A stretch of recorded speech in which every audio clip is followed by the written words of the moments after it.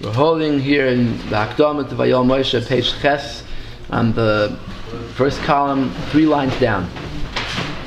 And after he's finished discussing that one of the punishments for Zionists preparing for Medina was the Churban of Europe, now he speaks about the second stage of the punishment.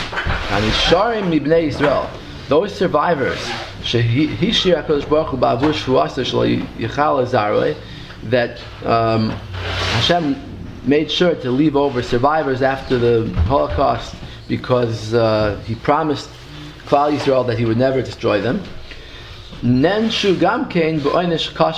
These survivors were punished with a terrible and bitter punishment.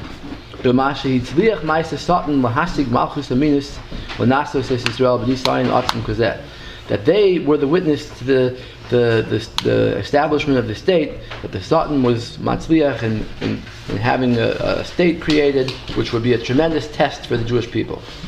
And now, why was this a punishment? And what was the punishment for? So he says like this: K'mivur Rebbe Avram ben Ezra, the Ibn Ezra Parshas Rehei alakasu huva elecha oisva moifis. That when you have a Navi Sheker that says go do avodah zarah, and he brings a miracle to prove himself, and the miracle actually happens, right? So the Torah says, why is the miracle actually happening? How is the Navi Sheker succeeding in making an ace? Because Hashem is testing you. And the Ibn Ezra says, "V'atam shebenaseh Hashem Elokeichem hu ba'avur shehinichu oisoi v'lo hamisuhu." The reason why Hashem tests the Yidden is because they let the Navi Sheker say his false nevuah. They didn't kill him right away, and since they didn't kill him right away, he got the power to make this mitzvah. Umevur mizeh, we see from this shani sayin akasha abba me'atlachas nevuah kazu, that the trial that Yidden experienced as a result of this kind of nevuah, that the sign and the wonder comes true, hu einish Yisrael. It's a punishment because they let the Navi Sheker say his nevuah.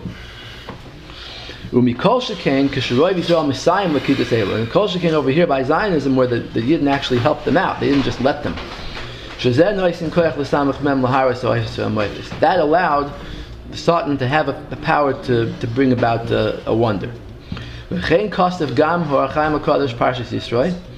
HaKadosh says this on the Aseret HaDibros, al Kostav lo yiyelecha, on the second of the Aseret HaDibros, lo yiyelecha limacherim al panai.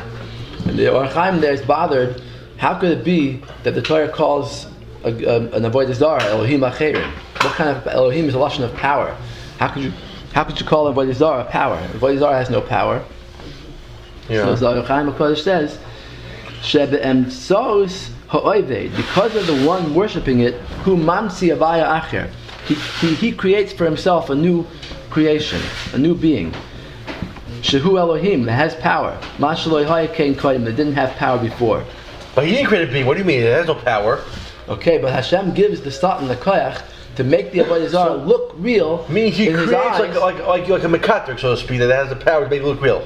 Right, and then when it looks real, he'll notice things or see things that make him believe even more in it. No, because mitzvahs create good malach, or create bad malach. It means he creates a bad malach problem. That's what it means to say. But it's not just a bad malach that says accusations against him in Shemaim. It's more than that. It's that the actual avodah zarah has power to make it look real. No, so what it means to say that the malachim don't just accuse, they also have the power to be able to look real. That's what it means to say. Right, in avodah zarah daf nun hey, there's a famous Gemara. The Gemara says that avodah zarah sometimes looks like it works. There's cases where people go to avodah zarah and they're sick and they come back healed. So the Gemara says, okay, it could be that the sickness just happened to go away at that time and the avodah zarah wasn't involved. Then the Gemara says even more. The avodah zarah sometimes comes to its worshippers in a dream and it says, go sacrifice to me and I'll make rain. And then they do it and the rain actually comes. So why does that happen? So the Gemara says that Hashem is testing them. And the reason why Hashem tests them is because they do it and they create this avodah zarah for themselves. So Hashem gives the Satan the koyach to habal atame poischim. If someone wants to be matame himself, Hashem makes it easier. Opens the door for him. So that's the same idea here with the Orchaim HaKadosh. I have a copy here on the first page, but I think we covered it. Okay. And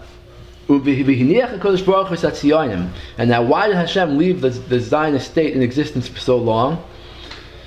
that like you asked before, if the Holocaust came as a punishment for it, so now that there's really a state, that's even worse. There should be a punishment.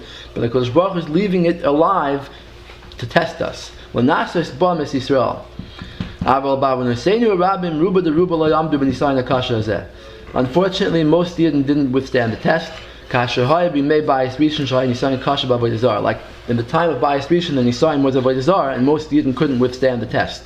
And he's being meramis that what did Chazal do after Bayis Rishon? They said the test is not worth it. That was Anshe right, Anshe Knesset. They were even greater than Chazal. Right, so they said, it's not worth it to have such a test. Just get rid of the Avodah Zarah. Get rid of the Yetzer Hara of Avodah Zarah. So what were we supposed to do in this? So maybe we're supposed to daven that this Nisayin should go away, because we're not getting any extra chusim from this Nisayin. Uvi made Gidoin. That we had times like this before when most people were swept up in the Avodah Zarah. Like in the times of Gideon looked for people for his army who didn't do Avodah Zarah. There were only 300 men, B'chlal Yisrael, in the whole Klal Yisrael. Versus an army of 135,000. Right, Shalai Karo the Baal, who didn't want to bow to the Baal. And through them, Gideon won the war.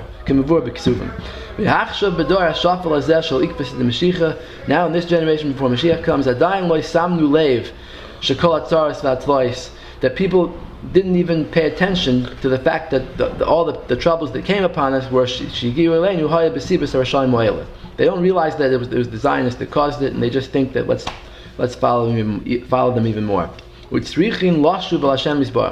That in order to solve all these tzaras and make them go away, we have to do tshuva, believe royach mehem, we have to run away from them, and from their crowds. More than one runs away from a lion that's coming to kill him. In any way that we can save any soul, save people from their influence.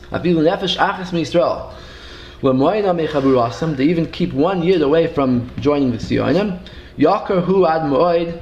That's a very precious thing. She'ein l'shayar erkoi. It's something that you can't even estimate the value. L'hoitzi yakar mizoilo. That you can't estimate its value. L'hoitzi, to save, to take out the precious from the vile, from the disgusting. And this is a reference to the Gemara. I have a copy here on page 2. One Bava Metzia. Daf Pei Hei Amud Aleph says, "Kol malamed es ben Amoritz Torah." Someone teaches Torah to the son of Amoritz. Afilo Kodesh Baruch Hu goyzer gzeira. Even if a Kodesh Baruch Hu made gzeira in Shemaim, but mevatel b'shvilo, he'll be mevatel for that person. Shenemar v'im toitzi yakar mizoilo. If you save the precious from the vile, kefi tiyeh, you'll be like my mouth. That's what he means, l'hoitzi yakar mizoilo. So this is being meramis again. The reason why the Rebbe wrote this sefer, vayoel Moshe, is he had in mind that even if I save one yid, he's going to say it later, but even if I save one yid from the Sionim, it's worth it to write this whole sefer.